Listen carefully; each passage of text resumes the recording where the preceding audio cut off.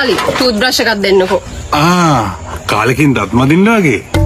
නිල් පාට එකක්ද කොළ පාට එකක්ද? ඕන පාටක් දෙන්නකෝ. මන්නම් ආසම් පාට රෝස් පාට. කවුද මැරෙන්නේ? කවුද? හොයි කවුද මැරිලා ඉන්නේ කියලා තමයි ඔයි මමත් මේ හොයන්නේ. මොකද ඇඩ්‍රස් එක හොයාගන්න බැරුව මම මේ ඉන්නේ.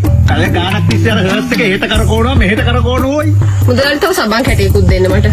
රේඩියෝ දන්නද? ඇඟේ ගන්නද? ඇඟේ ගන්න.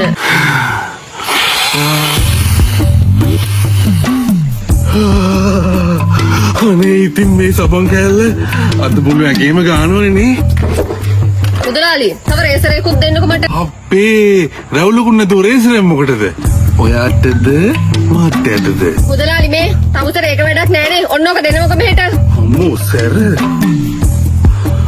කවුරු කැපුවත් කමන්නේ පැංචියේ මේක කැපෙනවා ලිලි යන්න හොඳේ. කොහේ කැපුවත් කමන්නේ පරිස්සමින් මුදලාලි මට පිපිඤ්ඤ ගෙඩියකුත් දෙන්න. හරි හරි ඉතින් කලබල කරන්න එපා. පිපිඤ්ඤ උයන්නද නැත්නම් සලාදයකටද? නැත්තම් තමුතර ඒ පඬිතුකම් වලින් වැඩක් නෑනේ. පිපිඤ්ඤ ගෙඩියක් දීපන්. නෑ ඉතින් මම මේ කිව්වේ පිපිඤ්ඤක් තියෙනවා. ඕනේ නම් ඉතින් බම්බට. මුදලාලි මේ හැම එකටම සීමාවක් තියාගනි. කඩේට එන්න නෑනේ මෙතන. උඹට මම මිනිහගෙන්වත් නෑනේ අප්පා මෙච්චර කරදරයක්. තෝ මොකද?